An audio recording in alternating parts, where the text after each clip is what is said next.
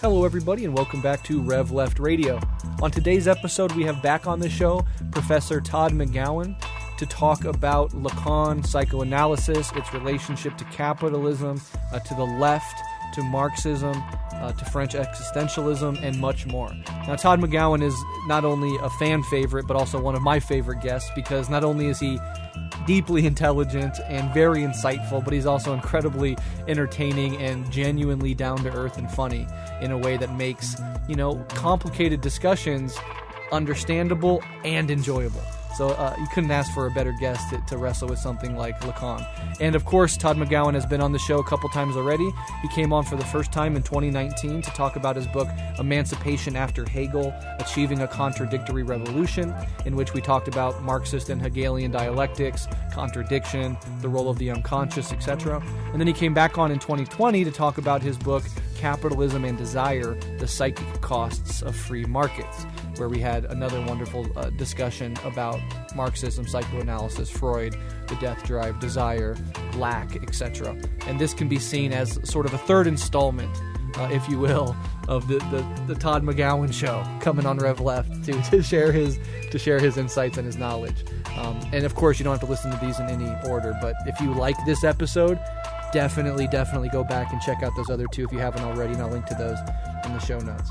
So without further ado, here's my fascinating and very entertaining discussion with Professor Todd McGowan on Lacan and Lacanian psychoanalysis. Enjoy.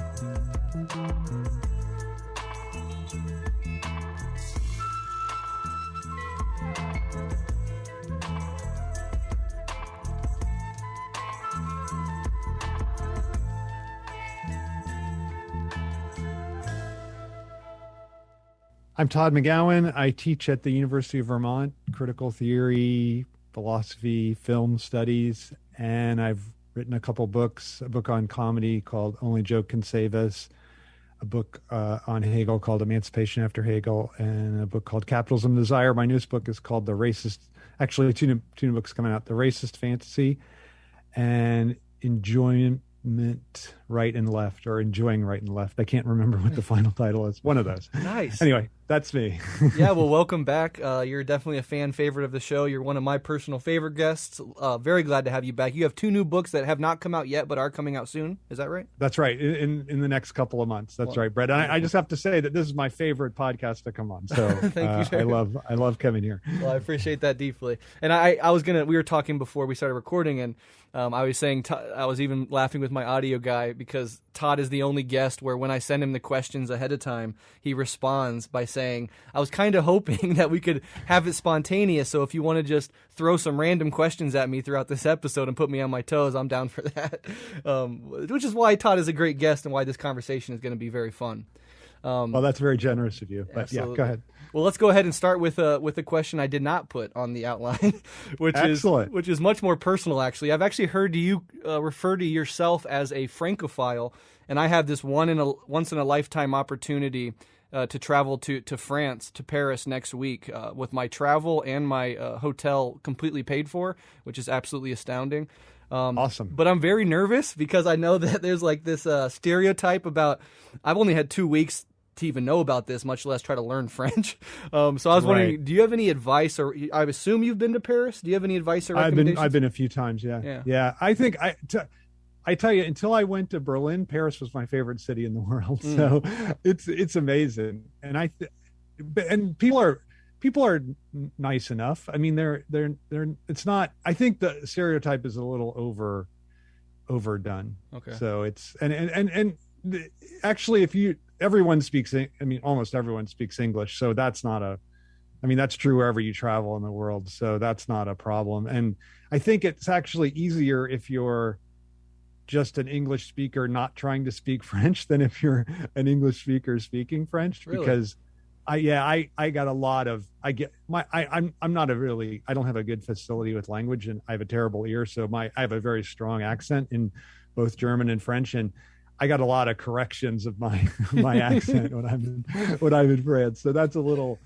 off-putting. But I think if you're just speaking, like my sons were with me on the last trip, and they encountered no problems at all. Okay. So, because I was thinking of at least learning in French. I'm a stupid American and I can't speak French to try to soften the blow or something. But I've heard that's fine. But I don't think you even need to do that. Okay. I think they almost can identify you by your dress, and so. At least they could me, because I have I always wear a baseball. There's not too many people walking around Paris with a baseball cap on, so that kind of gives it away. And so they just would know. They would speak to me in English, and then I just speak back in French, and that would start the conversation in French. So it's often that they even just can look at you and they know. Okay. That's very interesting. So I'll run with that, because I'm very nervous about that part in particular and don't want to play into it's the nothing. stereotype. I have to say that I don't really like traveling places where I don't know the language. So I understand your feeling about that for sure. Cool. Yeah, one time I did a whole episode on Althusser a few years ago, and I was trying to be, I guess, too cute by half, but I was just trying to speak it in more of a French way, and I would say Althusser, and somebody reached out to me and absolutely devastated me in the DMs over my pronunciation. I know. It's not like this actually comes right to the topic of the podcast. Mm-hmm. So when friends of mine and I first in graduate school started to read Lacan, we would talk about his translator, Jacques Lacan, and his name is Jacques Lacan. So that was a time where we were trying to, just like you were saying with Althusser, we were trying to pronounce it à la française in the French way, and we were butchering it even worse than we normally would. So it's interesting. And Lacan's name is an interesting one too, because I once heard Malher give a talk in English in Los Angeles, and he just said Lacan, and of course in French it's Lacan. So that's a tough one. Like, I have friends that always say Lacan, and I find it a little pretentious. So right. I'm not going to say that during this podcast. Okay, let's go with Lacan, but technically it's Lacan. Lacan. Right. One more thing about France. Do you just have obviously there's the Louvre and the catacombs and the Notre Dame and walking along the Seine. Do you have any out of left field one place that you would recommend? I'm there for a whole week, and there's 2 of those days I'll be completely alone. So I'm wondering. Yeah, I think a couple things. So there's a bookstore called Shakespeare and Company, and it's an English bookstore, and Hemingway used to hang out there. That if it's still open, that's pretty cool to go to. It's right on the Seine. And I would, just the thing you said, walking along the Seine, I think is amazing. I think the Louvre, I'm going to occasion a lot of hostility. I think the Louvre is wildly disappointing. Really? I think because the art is all very old, and so that's a little less interesting. So Musée d'Orsay, I think, is a little, which used to be a train station. Okay. That's a little cooler, I think, to go to. But I have to say, my favorite thing in Paris, this is going to sound stupid, but they have the greatest film. They have all these old theaters, and there's all kinds of film, little festivals, little screenings of different older films, and so when I was there with my boys 4 years ago, we saw The Wild Bunch and we saw All About Eve, and that's what they remember. They remember All About Eve more from Paris than anything else. So that's what I like to do there. I just think it's amazing. There's these things you never get to see on a big screen, and they're just playing all the time in Paris. Very cool. Very cool. All right. Well, I appreciate that. I'll definitely let you know how the trip goes. I'm excited and anxious in equal measure, but we'll see. Yeah. There's also a really good little Mexican restaurant not far from the Seine. I forget what road it's on. So. Really? That's kind of counterintuitive. I know. I mean, the thing is, if you're vegetarian, France is not the greatest place. So we had to kind of seek out Mexican, Asian kind of places. But the other thing is crepe is amazing. So, and my advice on the crepe is always on a street, not in the restaurant. So the street crepe is almost always better than what you would get in a restaurant. Hell yeah. And I substituted that for a meal of chocolate crepe about every day I was there. Anyway. Well, I deeply appreciate that. Thank you so much. But today's topic is not about my upcoming trip to France. It is about the psychoanalytic thinker Lacan. So we're going to talk mostly about Lacan, and Lacan is, at least in my experience, difficult. This is a topic that I am coming into the conversation knowing probably less than average on, the average topics I cover. I know more, I have more background information. Always been interested in psychoanalysis, but have veered more towards reading Freud and Jung than Lacan, if for no other reason than of the difficulty and not having the time and energy to dive into them specifically. So just that's the caveat up front.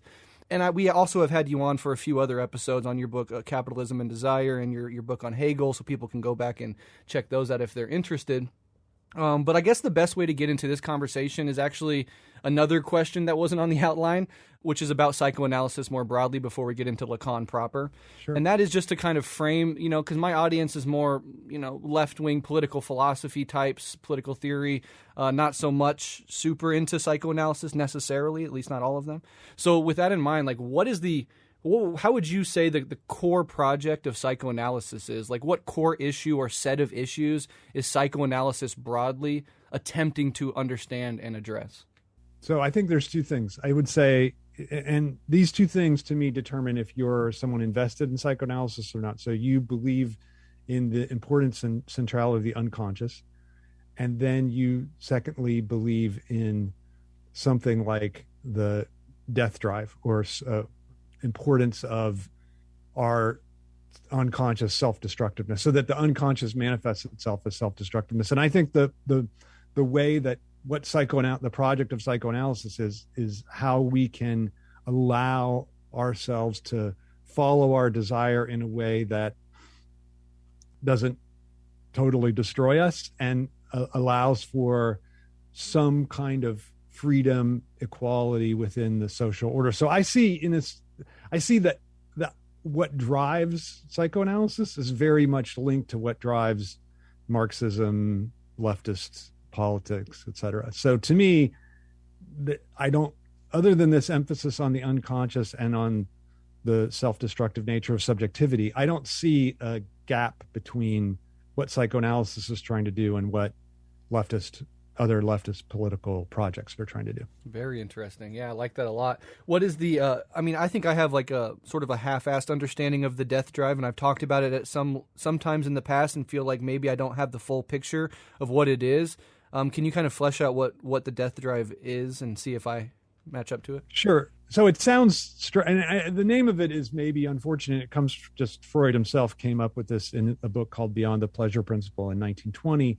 And it suggests that we're driven to die. And I think that's misleading. But what it means is that whenever things seem to be going well for us, we create some internal sabotage in order to keep our desire going. So you might think of it like death drive is the thing that keeps us always desiring and never getting to a point of even calm where everything is just smoothly going nicely, right? Like if things are going well, then you find a way to disturb how things are going well. And I think that's to me, that's the best understanding of death drive. And so what it manifests itself in is repetition. So you repeat these same self-sabotage, same failings in order to keep yourself desiring. Because if you don't do that, then if you don't make these self-destructive moves, then things flatten out. You might say it's a way to keep your life interesting, right? Like that's sort of the psychoanalysis theory of what we do to keep our lives interesting. Yeah. So let me bounce this off you really quick, and this Sure. is kind of personal. Let me see if this dovetails with that idea, which is, if you would have asked me a couple years ago when I was working these shitty retail jobs and all these terrible jobs I had to work, if you could do anything, in your life and to get a good paycheck, you're not going to be rich, but you'll be able to pay your bills. What would you like to do? And I would have said something like doing these shows that I do, educating, hopefully inspiring people, being a contributor to the left in the U.S., etc.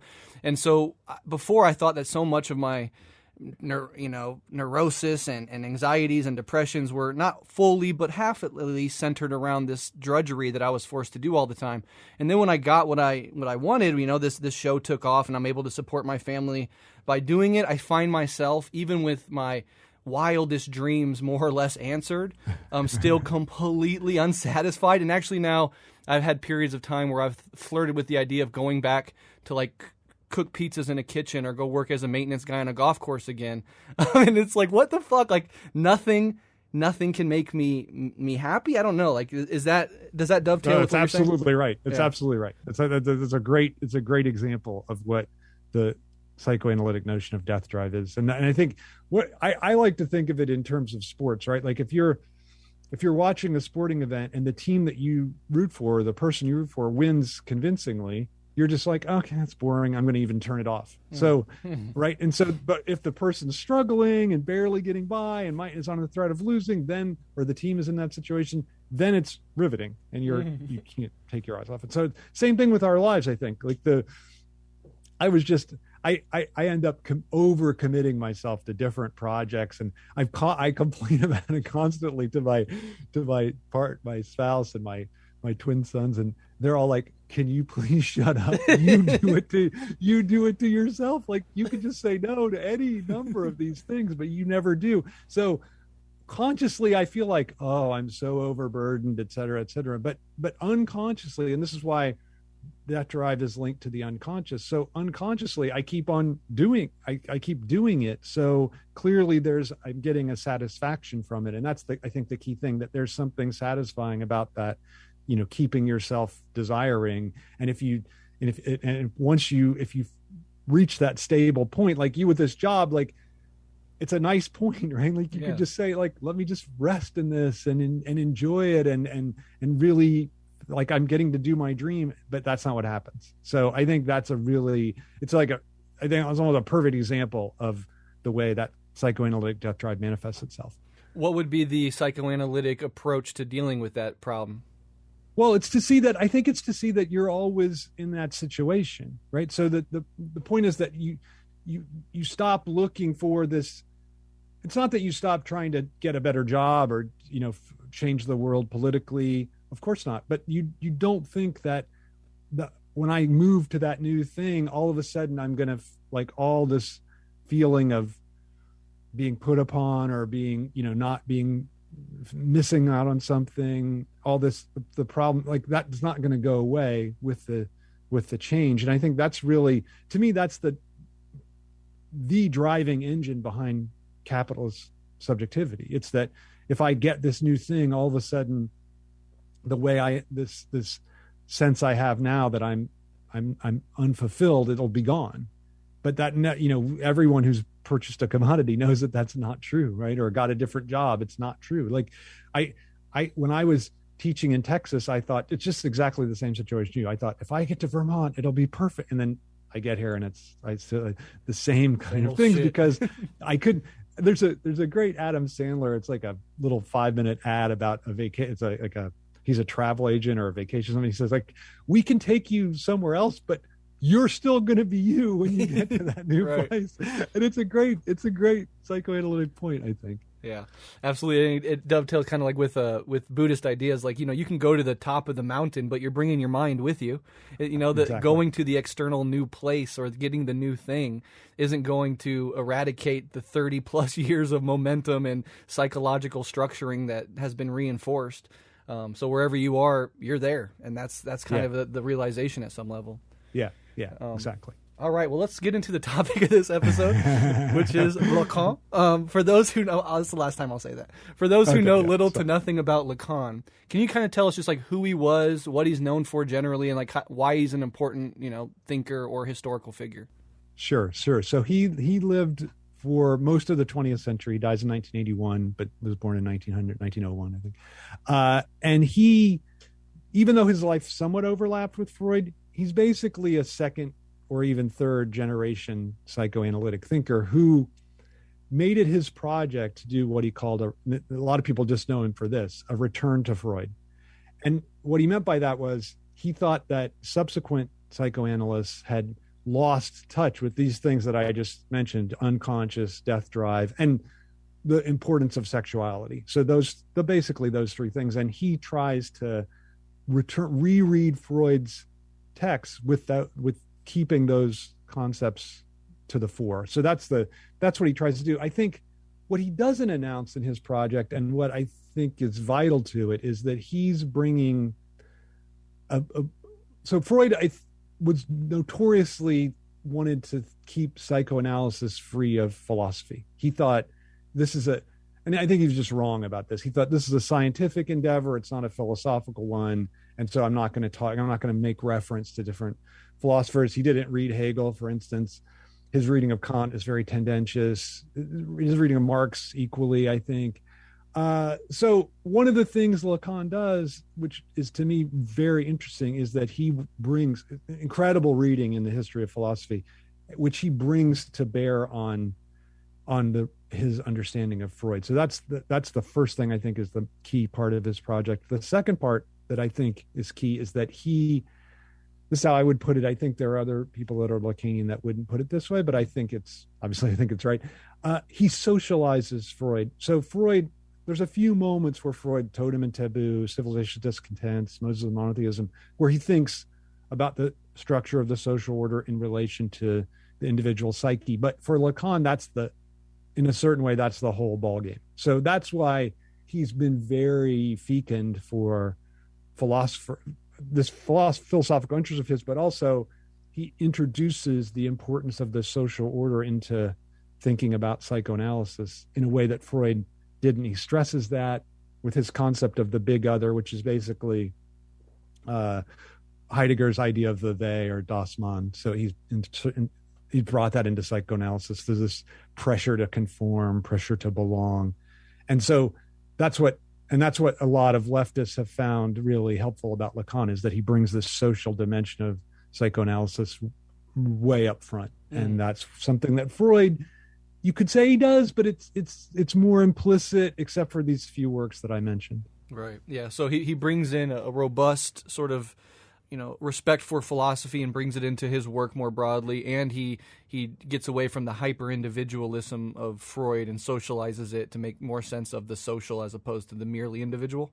Right. I think that's right. Or he brings out the social dimension that was just implied in Freud. I think that how you said it is right, I think. Okay. So in my admittedly, limited understanding of Lacan, I've also heard, and I've heard you talk about how Lacan has brought in the related fields of structural linguistics and semiotics into psychoanalysis. And I think there's some quote maybe by Lacan himself about Freud never had access to structural linguistics, but clearly it would have been absorbed if he had. Can you tell us if that's right, and then what structural linguistics and semiotics are, and how Lacan kind of puts them in service of psychoanalysis?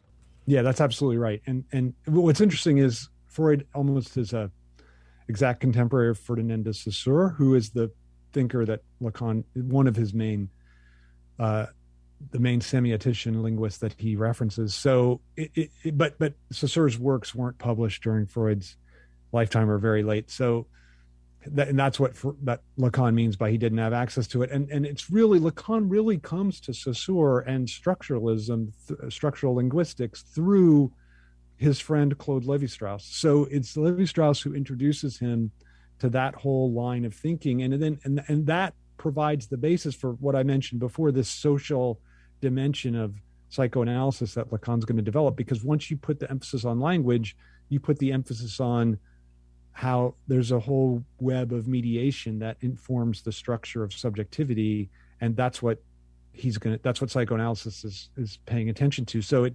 Freud is good, I think, on the inherent antagonism between the individual and the society, but he doesn't get at how the social web of the network of symbolic relations, what Lacan calls symbolic order, how that informs the very structure of subjectivity. And Lacan has said, and you have an entire episode dedicated to this aphorism that the unconscious is structured like a language. Can you flesh that out for us a little bit? Yeah. So he what's interesting about this, he does this all the time. He's disingenuous because he does actually say at one point earlier in his thought, the unconscious is language. But then he says later, I never have said the unconscious is language. It's structured like, but anyway, the point is it's structured like a language, which means it has a structure. That is that it relies, if you think about it, like the way a slip works, right? Like you make a slip because there's a certain relation between those two words. And that relation between the two words is how your unconscious can manifest itself. So I can't directly say what's in my unconscious mind, but I've given this example several different places, so hopefully people listening haven't heard this, but when I was with my girlfriend in college, I wasn't so satisfied with her. She wasn't very nice, and it was a terrible relationship. And I would constantly call her name was Zoe. I would constantly call her Jill, who was my girlfriend from high school, who I still liked. And so she would go berserk. She'd be like, "What the hell?" But so my unconscious and finally I just got to calling her honey or sweetie or some of these stupid little terms, because I was like, it's just too painful to keep doing this. So but that's the way that my unconscious, like there was no other way other than to make this little linguistic connection between the two signifiers, Jill, Zoe. So that's a one way.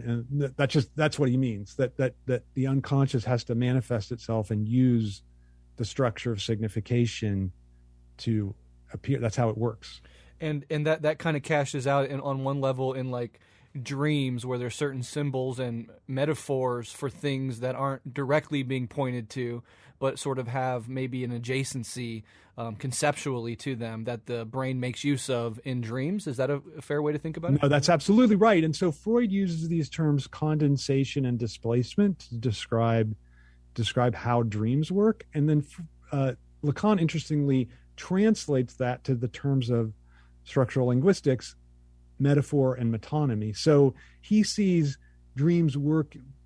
condensation, displacement in dreams working in the same way that the language structure makes connections between different words or different signifiers. So it's a good example by you that the dream shows nicely this transition from Freud to Lacan, from condensation, displacement to metaphor and metonymy.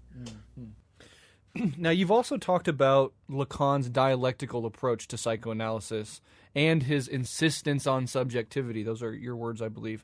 Can you talk about those ideas and approaches, in part because I really appreciate how clear thinking you are when it comes to contradiction, in particular in dialectics more broadly. I think there's a lot of lazy thinking and half-assed understandings around it, but you do a really good job of doing that. So you can talk about how Lacan brought in this dialectical approach in particular.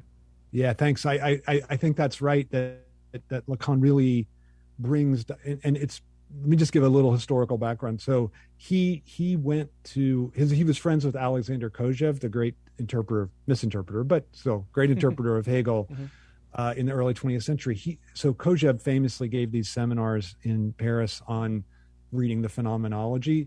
Lacan went to those. Not only did he go to those, he had a separate sort of secret seminar with Kojève and only a couple people at his house every week after the actual seminar. So he really got a sense of Hegel from Kojève and a sense of dialectics, I think. So I think he understands rightly by dialectics that it is the understanding how contradiction is the motor of our social life and everything that is. It's ontological too. I don't know that Lacan would say that, but I would say that. And that it is the basis of the relationship between the subject and the social order is a dialectical one, which means that the subject emerges through the contradiction within the society. So if there was no contradiction in society, there would be no subject, and vice versa, right? So that the subject is itself a contradictory entity, just like the way you described when you're working the terrible job, you wanted the job you have now, and now you don't want it. So that's contradiction. And so that it's out of that contradiction that then we have an opening from the subject to society. So there's this, I think Lacan sees how there's contradiction on both sides, and that's how they work together, not in a complementary way because both are contradictory, but that's how there's an opening between subjectivity and the social order. So that's, to me, how he really is thinking dialectically, and I think he got that from Kojève, and that's part of the way he's bringing philosophy into psychoanalysis, although oftentimes not in ways that he thinks. Like, he'll think I'm breaking from Hegel when he's saying a totally Hegelian thing, but that's because Kojève's reading of Hegel wasn't exactly right. I see. And I know we've done this in a past episode, but I really appreciate the way you do it. Can you kind of dismantle this thesis, antithesis, synthesis notion that's dialectical and argue against it?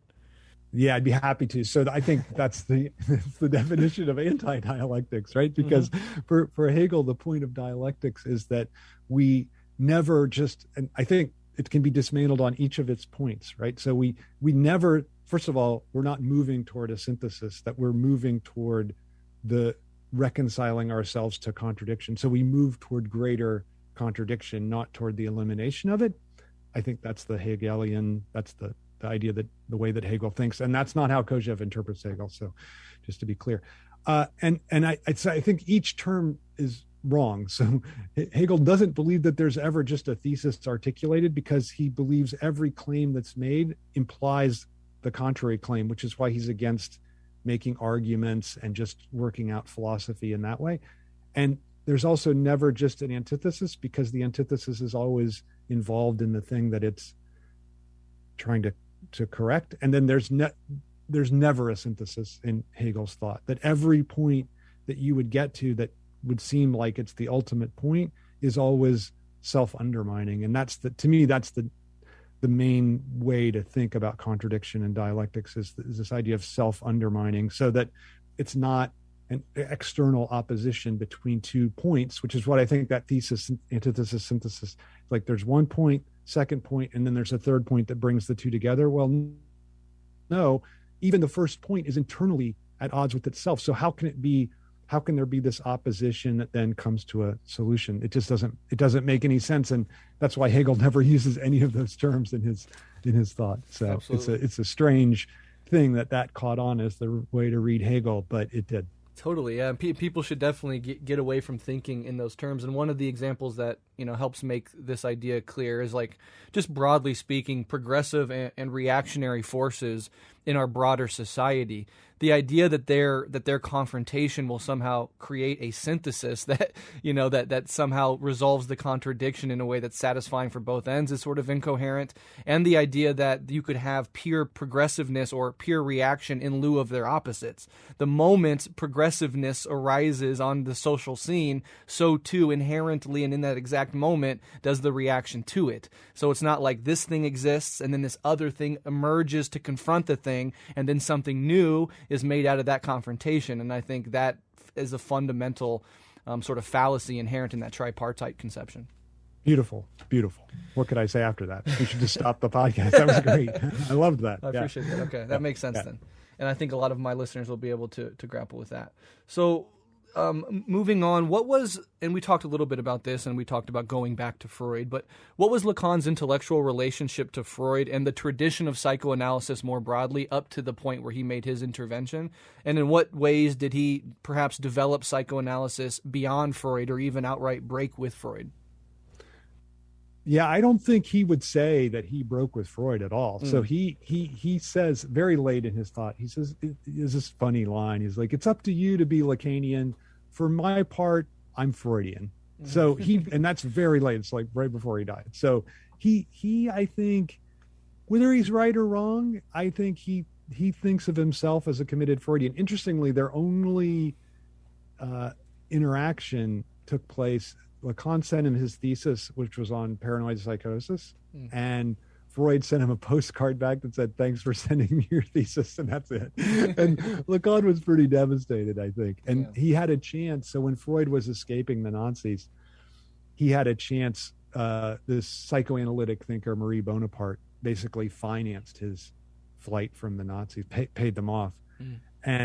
And as he came through Paris, Lacan had a chance, because some of his friends were going to see him. He had a chance to meet him, and he demurred. He didn't want to do it. So I think he didn't want to be disappointed a second time, maybe. But so that's just personal. But in terms of theoretically, I think that he really thought that he was being true to the Freudian legacy. And there's a number of thinkers that are important for him, psychoanalytic thinkers. You mentioned Jung, not Jung. He thinks Jung is a problem, not part of the answer.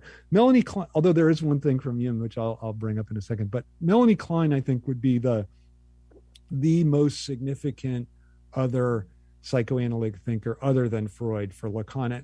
And there, it would take a nuanced discussion, which I don't think is not that interesting probably to people listening, but to talk about his relationship to her. I don't think it's as close as maybe some would say, but there are people that say his notion of the objet a, which is, he says at one point, this is the only thing that I invented. It's a very important notion to him. People link that to Melanie Klein. So, and her certain notion of the object in her, the introjected object.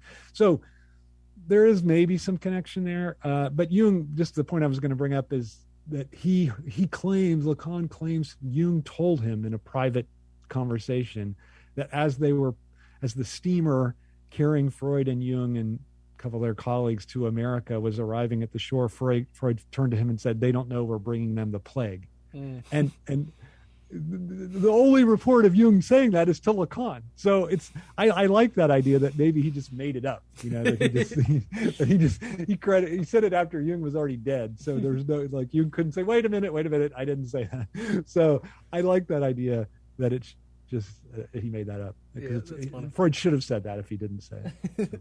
Well, what in your estimation would Freud say about Lacan, right? Like, we can say Lacan says that he's Freudian. Would Freud see it the same way, or? Yeah, I don't, that's a great question. And I think, so part of me thinks he might respond. So Martin Heidegger was friendly with Lacan and Lacan in 1966, when his Écrit, his written work, was published, it was the first thing he published in book form. He sent it to Heidegger, and Heidegger said to someone, "I think the psychiatrist needs a psychiatrist." So he was like, and I almost think Freud might say the same thing, because look, I think that there are certain things about Lacan that he would find foreign. I don't know, maybe that's wrong, and I esteem Freud almost more than any thinker in history. So maybe I'm underselling him a little bit, that he could maybe rise to the occasion. But I think he would find it a little, and I find it this way too, a little like jargony and off-putting, because Freud strove so much to be comprehensible and clear, such a great writer. Absolutely. And Lacan strove to be opaque and hard to read. So I think that Freud would have had a big problem with that. About the ideas, I don't know. I think he would have liked the ideas if he would have got past the style. Mm-hmm. So. Yeah, it's kind of like, what would Marx have thought of Lenin and Mao? Like, it would be fascinating to get them in the same room. But it's a great question, and it's what, because it's easy to do the other way, because obviously they say something, mm-hmm. but the question is, like, what are we for them? Which I think is always a great question to ask yourself. Like, not how can we criticize this prior thinker knowing what we know today, but how would that prior thinker criticize us, right, in our situation? Because that's not always, we think like, because I think there's this illusion of intellectual progress that, we're so much beyond these, but that's not true. Mm-hmm. Like, there's each epoch has its own particular contradiction that the thinker is wrestling with, and so how they relate to that can give them a insight, I think, that gets obfuscated later. So that I think it's such a great question. Yeah, about how does the earlier thinker think about the later one? Yeah, we will never know, but definitely interesting to think about. Yeah. But it's a great.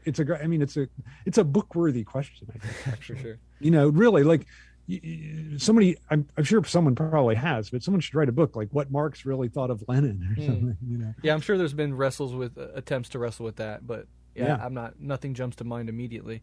Well, this question was actually towards the end, but I kind of want to talk about it now, which is just out of pure personal curiosity, kind of thinking about Jung. I found Jung particularly helpful in like moments of, spiritual suffering. Obviously, spiritual communities make great use of Jung in particular, not so much of Lacan and Freud. What are your thoughts on Jung? Why don't you necessarily emphasize them as much as you emphasize Freud and Lacan? And what was his impact on psychoanalysis in your estimation? Yeah, I think that there's a lot of interesting things in Jung, and I can see why there's a certain kind of comfort. I can see why religious traditions would turn to him. I almost think that that's also the problem with him. So I think that, and I can really distill what I think the problem with him is in a nutshell. That for Jung, and this comes back to this contradiction question. For Jung, there are certain complementary forces in the world, yin and yang, and they exist. Like, part of what he's trying to do is accomplish, and he thinks psychoanalysis is trying to do, is come to a balance of those opposed and complementary forces. And I think for Freud and Lacan, the whole point is that there's a contradictory relation within the subject. So how in the world can there be a complementary relation between two kinds of subjectivity? So I think what Freud and Lacan would say, and what I would say about Jung, is that he basically erases the problem of subjectivity under the umbrella of complementarity. So I think that's to me the problem with the Jungian approach. I think in a way he's not actually a psychoanalytic thinker. If psychoanalysis means this disjunction or discontent of the subject within, civilization is discontent. It's like the German term for Freud uses Unbehagen, to be Unbehagen in der Kultur, like to be at home in culture, like in your culture. And I don't think Jung thinks that. Like, I think he thinks we can be at home, and that makes him not fully a psychoanalytic thinker. But I think, on the other hand, I think there's a lot of some of the things that he says about myth and introvert, extrovert. I think there are a lot of really good lines of thought. But then, to me, this ultimate point of complementarity ends up being, how would you say it, like stopping these lines of inquiry at the point where they would start to get most compelling. That's very interesting. What do you find particularly useful in him? Is there anything you can salvage? Yeah, I think I again, like all these things, like I think like trying to talk about the introvert and the extrovert, trying to talk about the importance of myth. I think like is an interesting one, collective unconscious. Like that, to me, that like it comes really close to getting the point, to getting Lacan, actually, right? Like part of what Lacan is getting at is that the unconscious isn't this, that X-Files, the truth is out there, right? Like that's how Lacan understands the unconscious. So it's not just this individual private thing, right? And so Jung is almost getting at it with collective unconscious, but the problem is that it exists between the individual and the collective, right? Like unconscious, it's not like it's a property of the collective, just as it's not a property of the individual. So that's one of those ideas, just as I was saying, where it's moving in the right direction, but then there's something that's stopping it from getting there. Yeah, that's very interesting. Thank you for that. Yeah, I've always wondered your take specifically on Jung. So. Yeah. For this next section, I kind of want to just, not necessarily rapid fire, but kind of toss out some core concepts and let you just kind of riff on them as help us understand what they mean in Lacan's world. So the first one would be desire and its relationship to lack. Yeah, those are the synonyms. They're synonyms. So to be a lacking subject is to be a desiring subject, which means that and I think this is the crucial point, which means that you are not trying to realize your desire, that every time your desire is realized, you don't get the thing that you are looking for. So to be a desiring subject is to be satisfied without having the object. So that's the key. So again, lacking, desiring subject, same thing. But it means you find your satisfaction not getting the object. And Lacan thinks that distinguishes speaking beings from other beings in the world. He thinks other beings can just get their object, and then there's a satisfaction in that. They have a downtime, they feel the need awaken again, they get the object, they get satisfaction, downtime, then the need arises again. And so he thinks that speaking subjects are not subjects of need, they're subjects of desire, which means they want to keep desiring rather than fulfilling that desire. By virtue of our sort of linguistic conceptual apparatus that animals, for example, probably don't have? Right. And if they do, then they're in the same boat. That's what he would say. So he thinks that there are, and if anybody has a dog or a cat, they're going to be like, wait a minute, I see the same thing operating in my cat all the time. So cats and dogs can be neuroticized, right? So even though they're not speaking beings, they're within the symbolic structure because we have them as pets, and we, so that, I mean, our cat was complete, like you wanted it to do, you wanted it to do something. What did it do? The exact opposite, right? So that's a thing a subject would do. Okay. The next one is actually, I'm going to skip a couple and come back to these other ones because I think this might be a little related, which is the symbolic and the real, and how those dovetail with desire. Yeah, so the symbolic is the field of signification in which we are bathed all the time. So it is what allows me to talk to you right now. There are words we're using, and it's the different codes that we have for this relation. Like I'm not just gonna all of a sudden during the podcast go, Brett, you fucking suck. You're an asshole. Like I'm just not gonna. I mean, Please I just don't. did that, but I'm not Very gonna sensitive. do it. So that's part of the symbolic web, right? There's certain things I will say, there's certain things that I won't say. Like if you know that I don't know that my father just died, you'll express condolence. You know, all these kinds of things are part of the symbolic structure. The real is for Lacan the impossible. So it's impossible. So it's not ontologically impossible. It is structurally impossible. So one of my favorite examples of the real is the fall of the Soviet Union in 1989. So the fall of the Berlin Wall. The Soviet Union lived on as a corpse for a little bit after that. What's interesting about that? So I was in college in the 4 years prior to that time, and there was absolutely no sense in American life that it was a possibility. Even like it was symbolically excluded as a possibility. And then it just happened. So for Lacan, that would be a real event. So that would be the way in which the real disrupts the symbolic web. So there's just something that seems like it couldn't happen.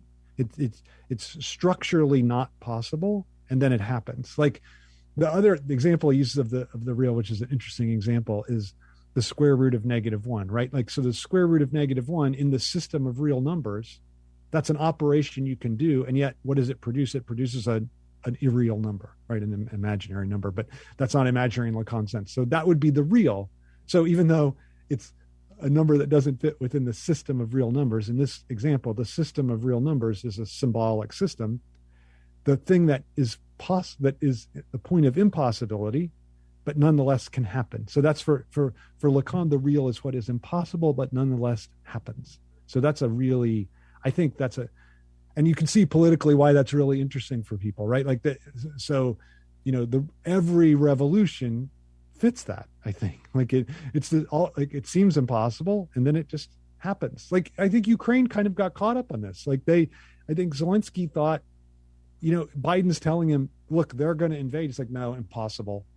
And then they invaded, right? So I think I think it happens all the time. I mean, oftentimes on the left, but I think it happens.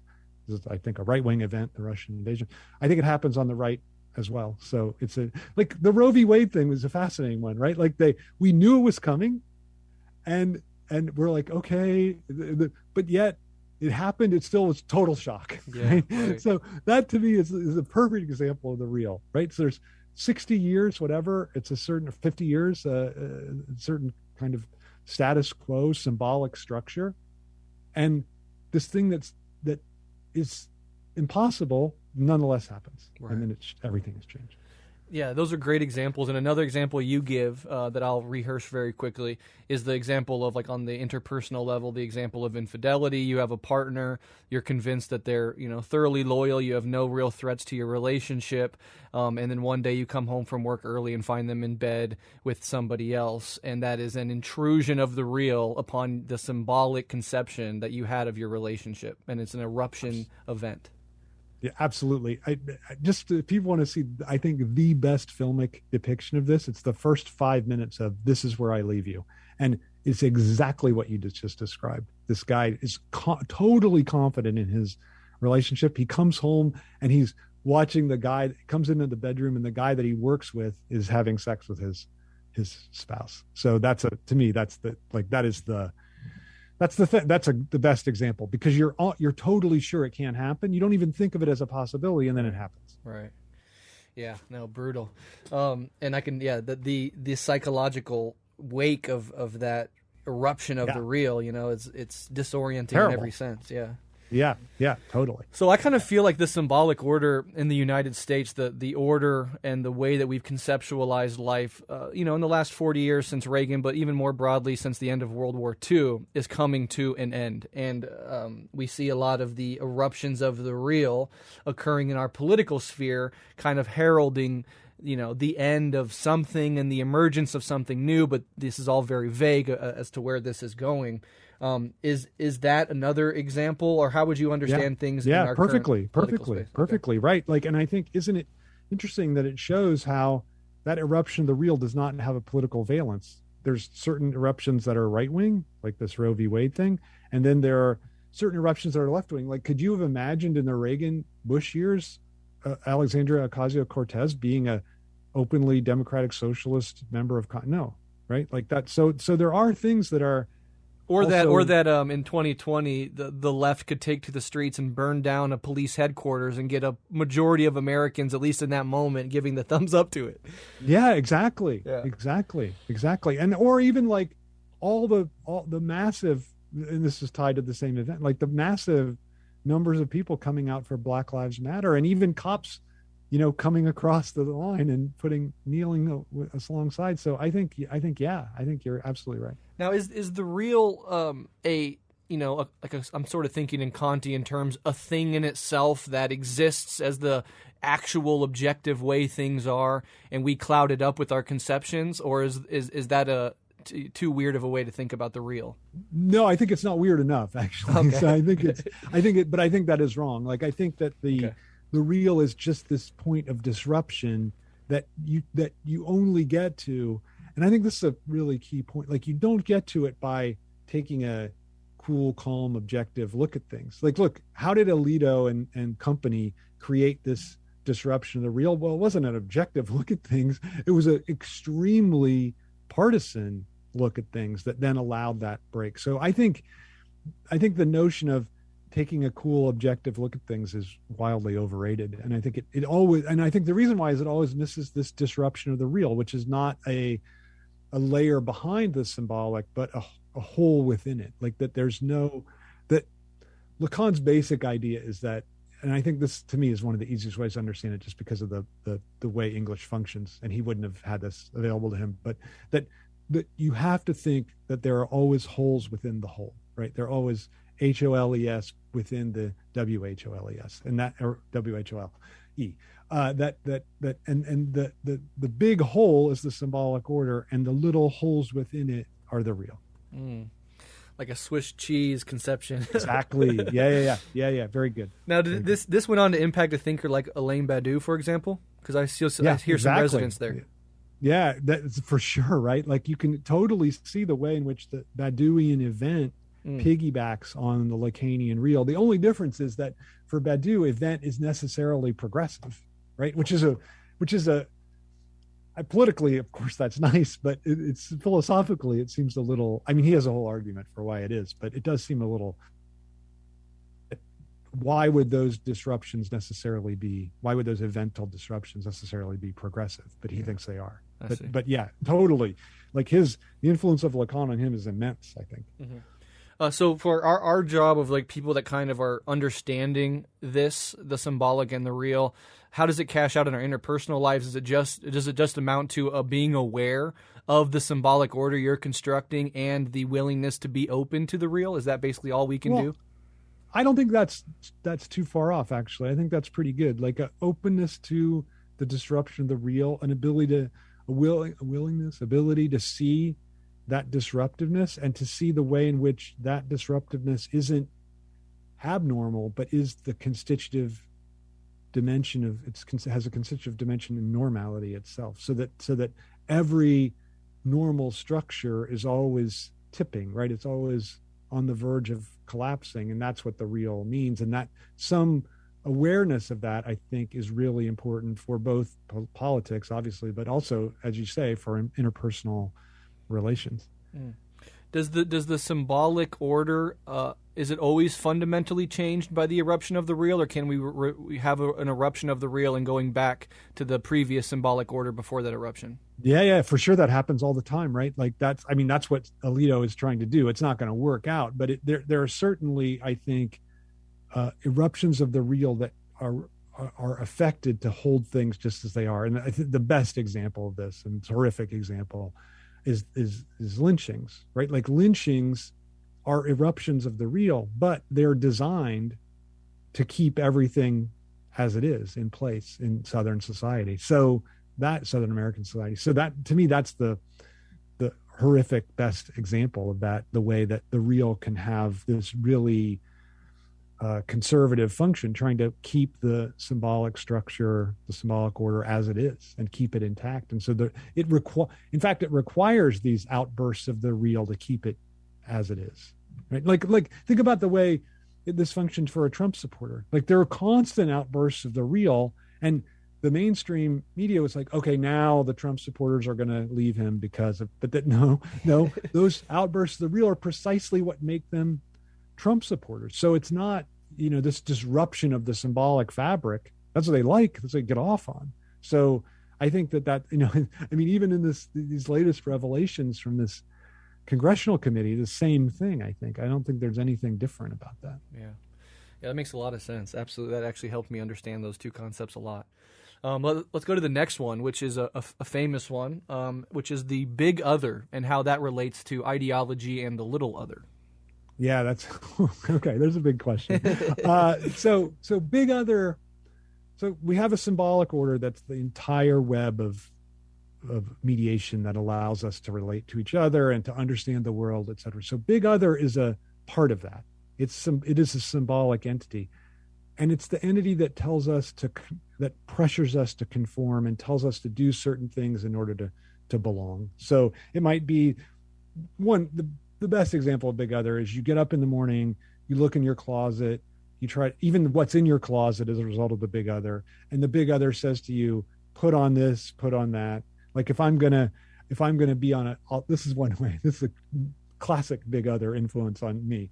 So if I'm gonna be on a podcast, I have a couple of shirts that have a lac on there's a little design and they say lac, and so I'll put on that lac shirt, or else I'll put on a Cincinnati Bengals baseball cap or something. So something that's I'm trying to, I don't know who I'm trying to belong to. It's a very small group, but there's still a pressure to these Lacanian theorists that are Cincinnati Bengals fans. It's a small number, but there's this pressure to do a certain, and that's pressure from the big other. So the difference between the big other and the little other is the little other is the actual different individuals that you're interacting with, right? So they can act as a force of the big other. Like if you meet someone and you're wearing something bizarre and they give you a dirty look, that's their act. Even though they're a little, they're acting like a force of the big other. Or the popular clique at school, they're all little others, but together they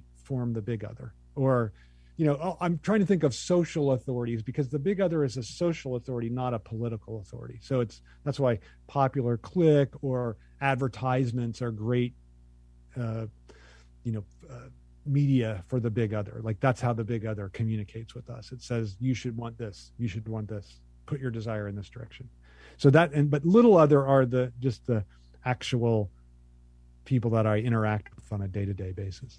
So are the little others actual like singular entities, whereas the big other cannot be a singular entity, but is right. It manifests through. Right. I mean, the big other can be singular in the sense that, like, for the child, say, really young child, one of the parents is operating as the big other, and it's pretty singular for that child. Right. It's just that. I mean, that could be two parents, but basically it's one parent like functioning as the big other.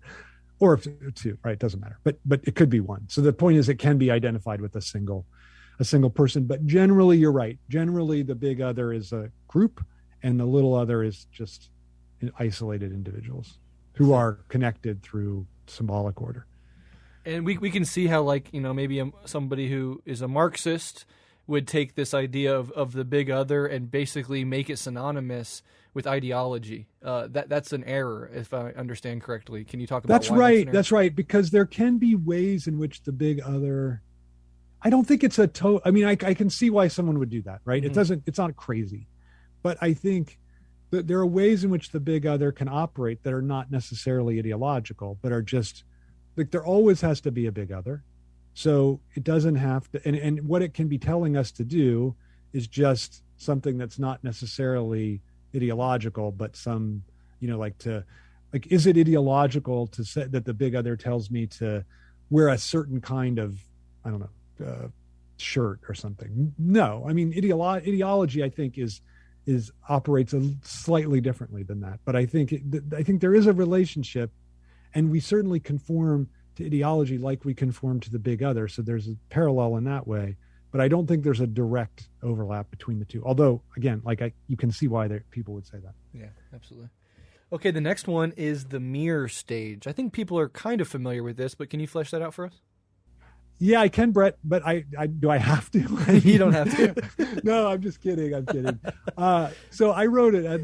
I wrote an essay. It's the last essay that I wrote that was rejected, and then I stopped sending essays to anyone. So, and I sent it, and it got 2 positive readings, and then the journal just said, "We're not going to publish this." And the essay was called, Simone de Beauvoir has this great essay called "Must We Burn Sod?" Faut-il brûler Sod?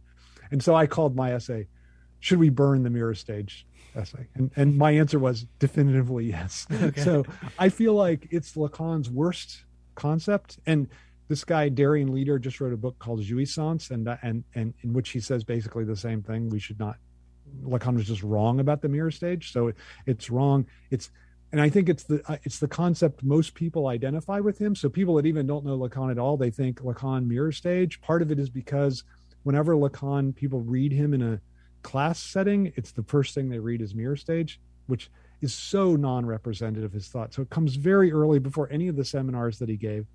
And it basically emphasizes what Lacan calls the imaginary. And you note from our conversation, we've mentioned the symbolic and real quite a bit. We haven't mentioned the imaginary once, because even though it's one of the 3 registers of Lacan, symbolic, imaginary, real, it's the least important, clearly, except early in his thought, it had much more importance. And the other thing about the mirror stage essay, so the mirror stage essay is an attempt to say, this is how the ego forms of the individual subject, that the ego forms through the body is in fragments, Lacan thinks. The ego sees in the mirror a whole body and then identifies itself with that whole. And so that the first formation of the ego is a bodily ego that is an anticipation of a mastery that the subject doesn't have. So that's okay. It's even if it's right, it's who cares? And it's basically, interestingly, that the mirror stage essay ends with a critique of Sartre and existentialism. So it's part of it is involved in that what I would call internecine rivalry with Sartre. So I don't know. I find it not helpful, and I think it takes the emphasis away from precisely this symbolic real problem that we've been talking about hitherto. Okay, so one of his weaker concepts that can be. I think discarded. So, and I think the sad thing is that it's the most well known. So that's I mean I don't know where it gets you, and I think a lot of what's interesting is you mentioned Althusser to me, and I think that is Althusser, I think the mirror stage really plays a key role in his conception of how ideological interpolation functions. And I don't think that idea is right, but I think that's why I say maybe we should burn the mirror stage essay, because I think it's really influenced Marxism and the Marxist conception of ideological interpolation too much. I don't think that's how ideological interpolation works, that we identify with some image rather than. No, I just don't think that's right. And so I think that just everything about that essay is misleading, I think. I see. Well, here's another concept that is the opposite of the mirror stage in its importance, which is, as you mentioned, a jouissance. So can you talk about what that is? Yeah. So jouissance is a couple ways to think of it. So it's a beyond of pleasure. So it's pleasure taken to the point at which it's painful.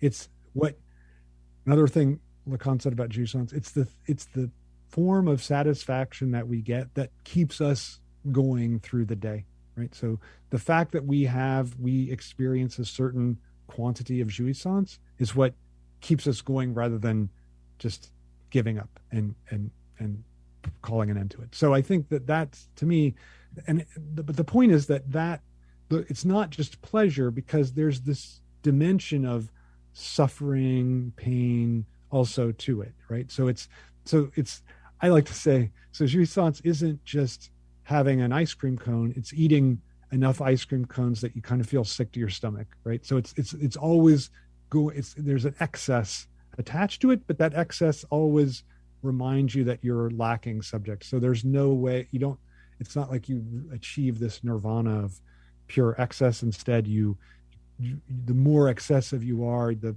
more you experience yourself as a lacking being. So that excessiveness is jouissance. I translate it freely with enjoyment or with satisfaction, but there's a number of thinkers that do not, usually French, that don't like that insist on the use of jouissance. But I hate jargon so much that I don't. I like to just whatever. Let's just use the common term. Is it fair to think about it in terms of like addictive and self-soothing behaviors in particular? Absolutely, right. Like addiction is jouissance, right? And addiction is like, that's what keeps you in these different behaviors that are totally destructive, is that the excessiveness of it is there's a immense jouissance, immense satisfaction to that. And I think that's the thing that's Lacan, that's basically Lacan's theory of addiction, for sure, in all forms, right? So like my addiction to certain kinds of rigidity of schedule or whatever, it can be things like that. It's not necessarily drug addiction or sex addiction. What purpose does it ultimately serve for us then? None. It doesn't That's serve the point. a purpose. That's the point, right? That jouissance is strictly opposed to use value, right? So the jouissance value, and I think this is one of the great insights of capitalism, right? That we are not driven by what's useful, but by what actually isn't useful at all. If you think about how many of the commodities that are created are useful, very few, right? Like where their use is just, it's just like a part of them that's not essential to what they're doing, and that non-use value is precisely what we enjoy. So I think there's a really strict opposition between, which makes Marx really interesting, right? Like when Marx thinks about exchange value versus use value, in a way, he's maybe on the way to thinking about jouissance value versus use value, right? And Lacan actually talks about this slightly, although not developed at all, when he changes Marx's notion of surplus value to surplus jouissance, or actually he calls it plus de jouir, so it'd be surplus enjoyment if we wanted to translate it. So one of the most fascinating things about this, and what really helps me understand it, is when you talk about how jouissance manifests on the left and right in America politically. Can you talk about that a little bit? Yeah. So isn't it, I think on the right, it's almost so self-evident that it doesn't even need a theorist to come talk about it, right? So when Trump is at a rally saying, let's beat the heck out of these reporters here, and people start to, even if they're like the people doing it, obviously there's a jouissance in that, because it's an excessive behavior. It's a behavior not allowed in polite society, but here this figure is just licensed you, this leader is just licensed you to do it. But even just the idea of it provides an enjoyment, right? That there's an excess, he's saying something you're not supposed to say, we're thinking something we're not supposed to think. That's why the right wing loves political correctness as a source of enjoyment, right? Like, we're going to say even just talking about political correctness is for them a source of enjoyment. It's, we could just, my spouse used to, for the longest time, she's like, I'm not even going to say the words political correctness because that's already giving too much to the right.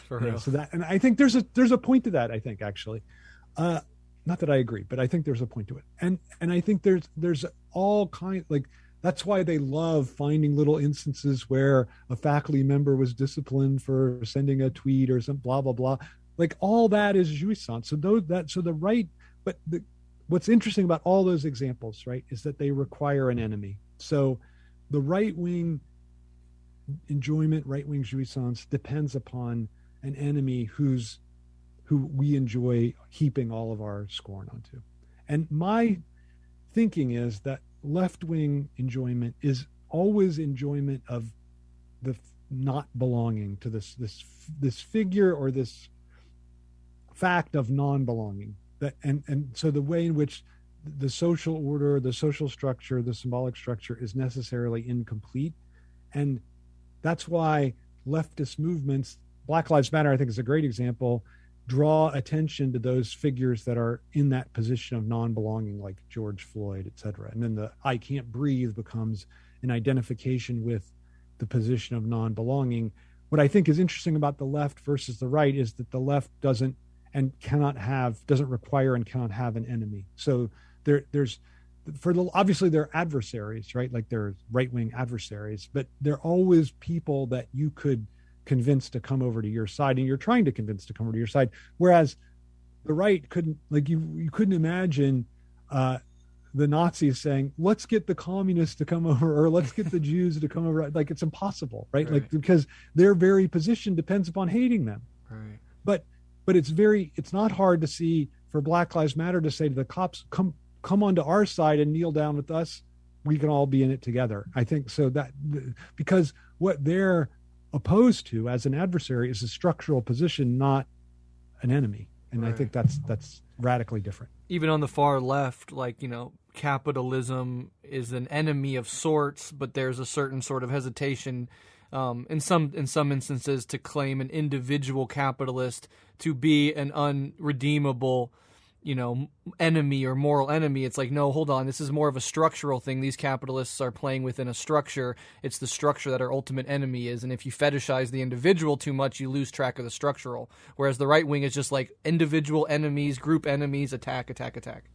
Right, exactly, right, because in fact, wouldn't the left say, like, if you've individualized the capitalist enemy, then you've already given up too much to bourgeois thinking, right? Like you're not thinking in Marxist terms, because it's that individual capitalist is just playing a part within the capitalist structure that if that person were not there, someone else would do it. I mean, that's the whole point of capitalism, right? Like if Jeff Bezos wasn't there to do it, someone else would have done it. And that's why I always found, I don't know how you found him. I like Michael Moore quite a bit, but I always thought his attack on Roger Smith for outsourcing or whatever, like I always thought it's a little bit too individualistic, because if GM didn't outsource, someone else would, and then they wouldn't be able to sell their cars, right? Like that's the whole point about capitalism is if you don't do the thing to maximize your profitability, someone else is, and then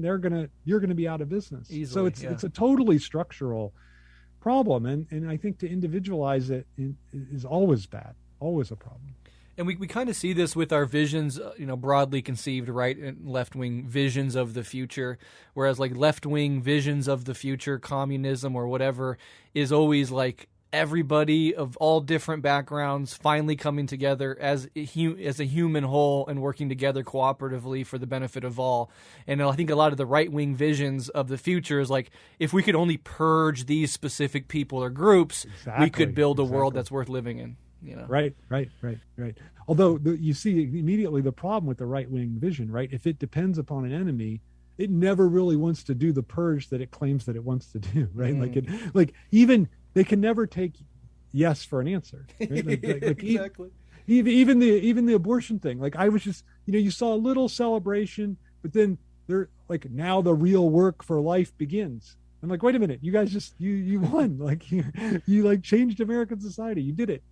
But no, they have to. The evil abortionists have to always be out there. And it's true in Germany. Like in the cities where there were the least number of Jews, that was the most anti-Semitic, right? So I think there's this belief in the right that if we just purged, we would be okay, but you can never purge enough. Kind of like conservatives in like a podunk rural town worried about Antifa coming to their specific suburb, the place where Antifa is the most absent.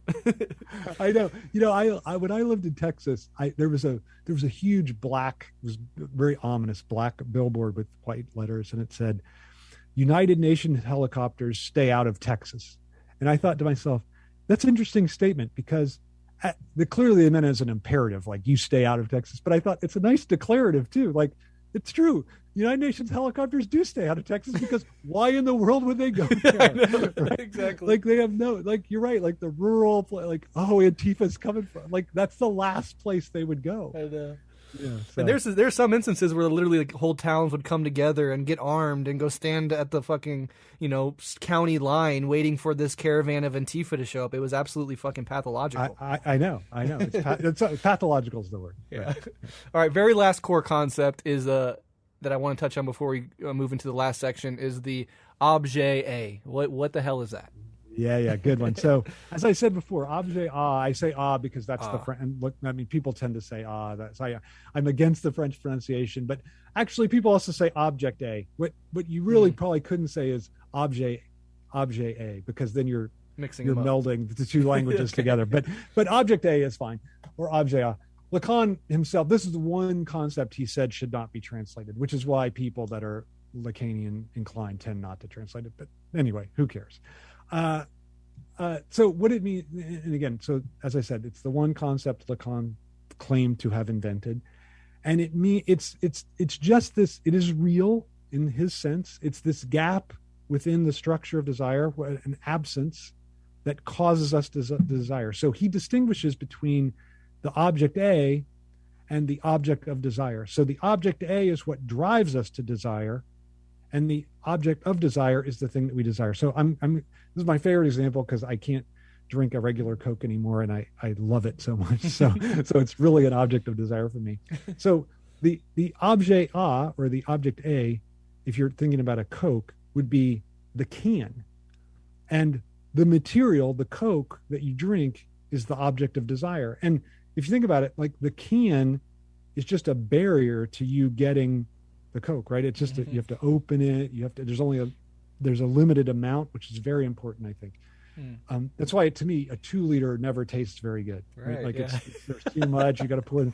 It's just not good. I like the mini cans. I like the mini cans. Mini cans are even better, right? Because you have even less, and so you have to really sip every bit, really enjoy it. So that's a perfect point, Brett. Like if the mini can tastes better than the 12-ounce can, why is that? It's because the way in which the objet A is there more prominent, right? Like it's more limiting. And so the objet A is the thing that causes us to desire by limiting our access to a thing. So one other way you can think of the objet A is if there's someone that you desire, right? And you think like, oh, there's just this, they're just perfect looking for me. But there's this one part of them I don't really like so much. Like it's their, whatever, like their hairstyle I don't really like, or they're maybe too muscular for me. They're too thin, whatever it is, right? So that little thing, you like them perfectly. They're a perfect object of desire for you, except for that little thing. That little thing is the objet A, right? Like that little thing, just that slight imperfection is the thing that makes that person desirable for you. The fly in the ointment. The fly, exactly. Like the fly in the ointment is the thing that makes the object desirable. I mean, people talked about Marilyn Monroe, her little birthmark, right? Like that would be a classic sexist example of this concept. But it works for every kind of thing desiring, I think. Every kind of thing and this is why when, Apple, I think, understands this perfectly. So I just got a new computer. I'm talking to you on a new computer. And it has all these little flaws that seem to be designed exactly into it, right? And so those are the things that make me still drawn to like if they become too much, then I'm like, okay, I'm going away from Apple back to some PC. But they're just enough that it doesn't work totally perfectly, but good enough that I'm still desiring to use the Apple. So I think that like all those, to me, capitalism, like planned obsolescence, all these things are ways in which the objet A, the Coke can, all these things are ways the objet A is being employed by capitalism. But if we think about any kind of way that desire works, it's evident too. So interesting, yeah. So and this stuff is, initially they're, especially for people that aren't studied in this stuff, it can be kind of difficult or challenging. But once you hear somebody, especially like Todd, flesh this stuff out and help us understand it, it really becomes so evident in your day-to-day life how all of these things are operating. If you can become aware of them, it's actually very fascinating to see them operate within you on a daily basis. I feel the same way. Like before I was I had any relationship to this. I was just kind of going through my daily life, whatever. And then I'm like, my God, like this objet, I just was like, wow, that really makes a lot of sense. If you think about what makes someone cease to, like, there was a person I remember this so well. When I was in 6th grade, there was a person who everyone thought was perfect looking, right? Perfect. But no one ever thought to like ask her out, even befriend her, because they thought she's so perfect, she's not desirable, right? And I think that works. You can think about how that works for every, like, you want to see a flaw in the person for them to become desirable to you. And I think that we always think of the flaw as negative. We think like, oh, we kind of weigh the balances, like, oh, they have a lot of positives, but then they have these flaws. But Lacan's point is, no, not really. Like, the flaw is really the thing that makes the positive characteristics evident to you and desirable to you. And this operates, I think I've heard you talk about this operating in long-term romantic relationships to some level, Absolutely. Right? Absolutely right. Isn't what happens is the other person no longer has, if the relationship dies, the person no longer seems to have this objet to you. And I think that happens all the time, sadly. Well, for anybody that's interested in this stuff, like I am, Todd's podcast with his co-host Why Theory has full episodes on each of these topics. So you can have an entire hour-long episode on just, each and every one of these concepts for those interested. So definitely go check out Why Theory if you haven't already. Moving into this last section, as we're a few more questions for sure. Sure. Let me know if you have time constraints on your end. No, I have no time constraint, okay. Brett. As much time as we will. One thing I'm interested in, and this is probably coming from a place of ignorance on my part, but you mentioned the seminars, and of course when you think of Lacan, you think of seminar 1, 2, 3, 4, all the way up through 12, 13, 14, 15. Are his seminars things that he wrote, or are they things where he orally gave a speech and then they were transcribed? How do we... Yeah, orally. Okay, yeah. Okay. That's why they're called seminars. Yeah, and then but not only that, but he would often work from a typescript, so they were transcribed, but then they would, weigh the typescript against the transcription. So, yeah, they were, and there's 27, and 27, the later ones are sort of, but yeah, he was sort of losing his mind, and he started to play with knots all the time in his seminar. So basically, some of the later seminars are just him working out the Bromian knot, different forms of the Bromian knot. Not so great if you just want to understand how enjoyment functions, but he thought it was the secret to everything. So the seminars are oral, but they have been more or less. I say more or less because the project is still not done. So his son-in-law, Jacques Lacan, I mentioned earlier, Lacan gave him all the rights to it so Lacan did only one, Seminar 11, the most important one, 4 Fundamental Concepts of Psychoanalysis, during Lacan's lifetime. And then all the rest, I think he's done maybe 17 or 18 of them, and in different random orders. So there's no rhyme or reason to it. And some of the most important ones have still not been edited by him even into French. So I think most of the ones in French have been, all but 2 that have been edited into books in French have been translated to English. But there's still huge gaps that exist. So that's, and you can find them. I think you can find them in English online too. I think it's called Lacan in Ireland. If you just look up that, you think you can find a translation of the ones that haven't been made into books yet. Interesting. Now you kind of said there in passing that he was losing his mind toward the end. Were you being facetious, or is there something? No, not at all. No. He was going crazy. I think it's senility more than craziness. I think he just got lost touch with, I think up through seminar 23, which is on James Joyce, they're okay, but he's still got a lot of this knot crap in there. And I'm saying this in a lot of, luckily there's not a lot of Lacanian scholars that are going to listen to your thing. Totally. I hope because they would be really upset with even that way of calling it. Interesting. Not crap. But so he just got really interested in knots and as like the key to the structure of the psyche and its relationship to the social order. And I don't know. I mean, maybe he was on to like the secret of the universe, but it didn't. I don't feel that way. Interesting. Okay, so Lacan, like many thinkers of his caliber and renown, also had his fair share of critics. Noam Chomsky, for example, called him an amusing and perfectly self-conscious charlatan, and others have criticized him for his lack of scientific rigor or his obscure writing style, etc. Do any of these criticisms hold any weight for you? Why or why not? And what criticisms of him do you personally think are valid? Yeah, most of those hold a lot of weight for me, actually.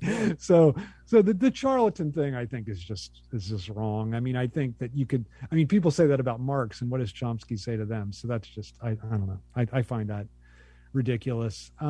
But the other ones, I'm pretty, he's a terrible writer. He wrote intentionally obscurely, and that's inexcusable. So that's terrible. I think personally, he was a very unappealing guy. And so that, I think, if you're one of these people that you need to like the person that you're reading, you probably shouldn't read Lacan, I think. So he's just not very likable. Let me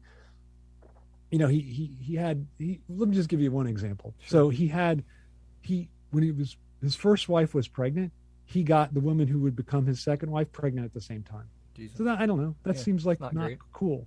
Yeah, not cool.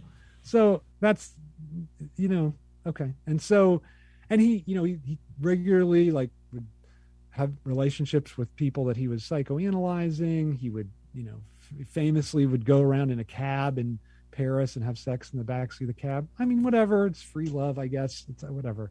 But, he was not, I think he developed, for theoretical reasons, this idea of the short session, which means the analyst there's not a prescribed time for the session, but the analyst, what he called, punctuates the session after a certain amount of time so that the patient can't just game the system, right? Mm-hmm. So that's fine. But then he used that. So he would do sessions 1, 2, 3 minutes so that he could maximize the amount of money he was earning. So I find that pretty repugnant.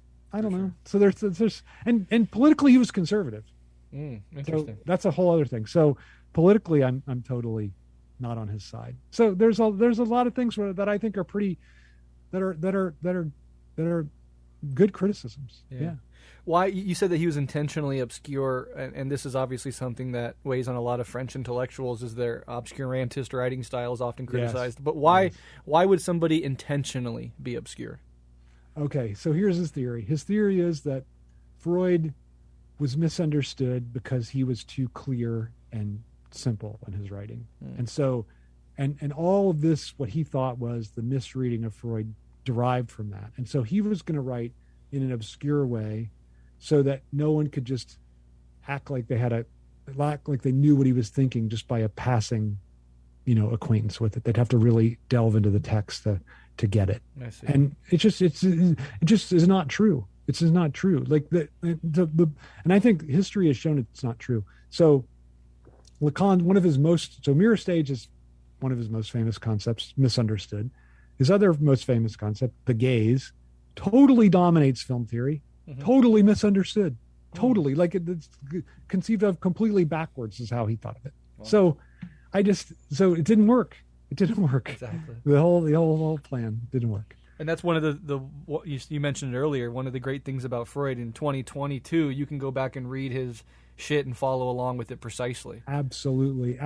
No problem at all. At all. Just like Marx, right? Like no problem, just clear as a bell. Exactly. Freud is even clearer than Marx. But yeah, I think so too. Yeah, absolutely. All right. Well, one thing I wanted to talk about, a couple more questions here, is his relationship to Sartre and to French existentialism. I know him and Sartre were contemporaries and actually had a personal relationship, if I'm not mistaken. Can you talk about that? Yeah, you're right. Yeah, you're right. So I have my own little theory about this, and I'm just going to act like it's true. Okay.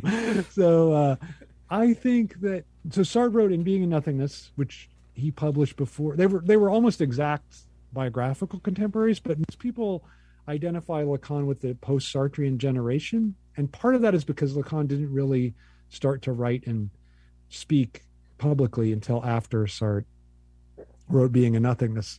So he writes Being and Nothingness in 1942. Lacan's first seminar is early 50s. So it's kind of a break between. And as I said, mirror stage, he's directly attacking Sartre.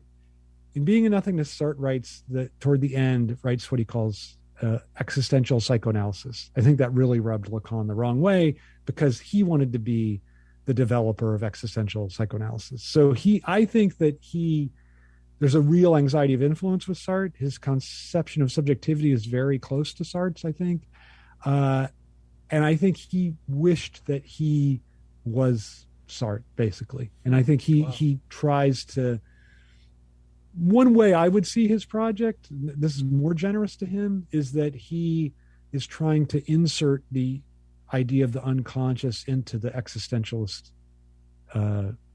philosophical project. So I think that you're right to pick up this connection between them.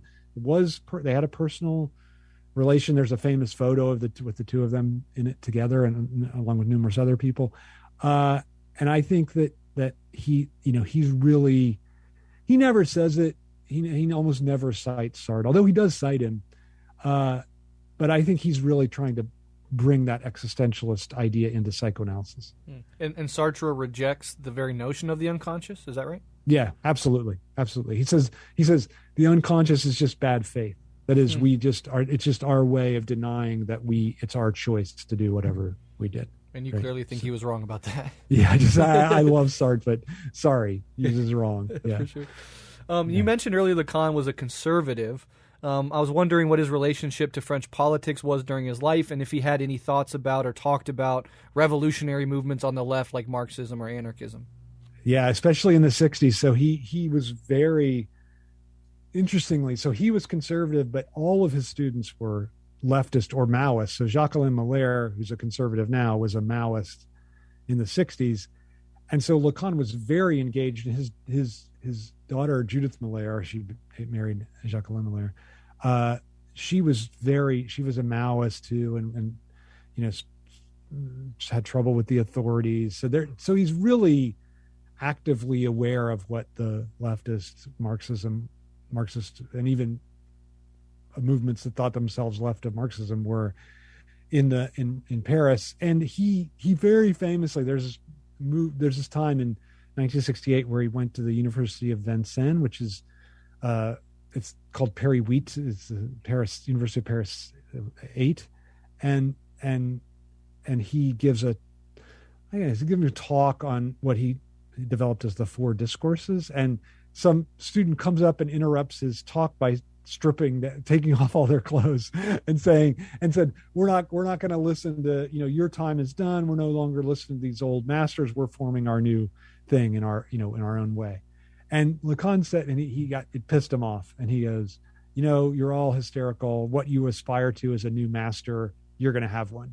And so a lot of people in Lacanian political, so now almost everyone who's Lacanian is leftist. And there's thanks by and large, I think, to Slavoj Žižek, that there's a sense of psychoanalysis as a leftist, Lacanian psychoanalysis as a leftist force. And that moment is very troubling for people. So either people defend Lacan on that, and they're like, well, the 68 movement in France really wasn't, genuinely egalitarian, whatever. It was limited in certain ways. Or like Slavoj, he's like, even Lacan has to go to the gulag for that comment, right? So I think there's a kind of divide about how you take that comment about, this revolution is hysterical. Yeah. That's so interesting. And of course, Žižek is a friend of yours and somebody that you've had on your show and, talked to. And he obviously is one of perhaps the leading intellectual who combines Lacan with Marx for a left-wing analysis of society. I think that's correct. I would absolutely say that. Yeah. Can you kind of talk about what, socialist in general, but what Žižek in particular takes from Lacan and applies or can apply to the left? Yeah. So how is it? It's a good question. What does the left get from Lacan that it wouldn't get if you didn't have Lacan, right? I think that's the bit. And I think Slavoj's idea, and I think that I share this idea, is that, well, what you get is this sense of what the revolutionary project has to look like and what we're striving for, right? That what we're striving for can't be some society without contradiction or some society where every individual feels like they belong. That would be that would be psychically impossible. But we would, if you ever thrust us in such a society, we would do whatever we could to destroy it. Right. So that idea of how we conceive of what we're striving for and what communism means, what Slavoj loves the term communism. He hates socialism, but he loves communism. So he invokes that all the time.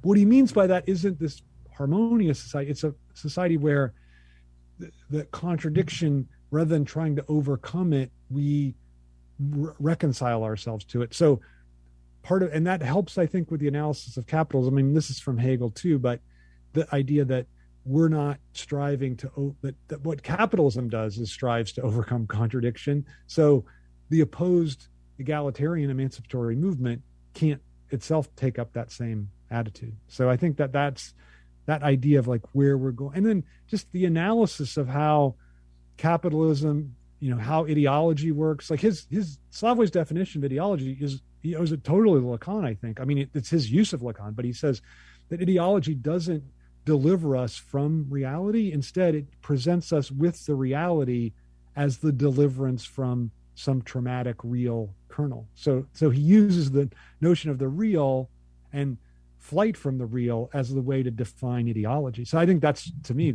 and I think his definition and his conception of ideology is his most important political contribution. Wow. Yeah, incredibly interesting. Thank you for that.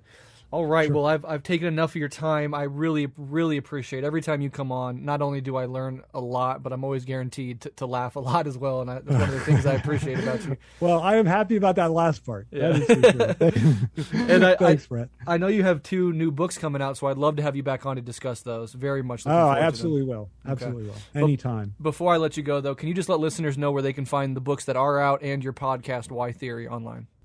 Sure. So they can just, type it in. Are we allowed to mention Amazon's name on here? But they're all just widely available under my name. But podcast is Why Theory. I think it's on all these things, Apple, Sound. I think its origin is SoundCloud, but you can also get it on Spotify. Yeah. I think we sold out and went on Spotify. So yeah, and then I do some things on YouTube too. So did Spotify pay you $100 million like they paid Rogan? They did not pay us anything, actually. But definitely anybody that is at all interested in this stuff, in Hegel and Freud, any of this, definitely go check out Why Theory. It is absolutely essential podcast for me and my intellectual development, and there's just nothing else out there even close to it. So highly recommend it. That's very generous of you. Highly recommend Thank you. Absolutely. Thanks.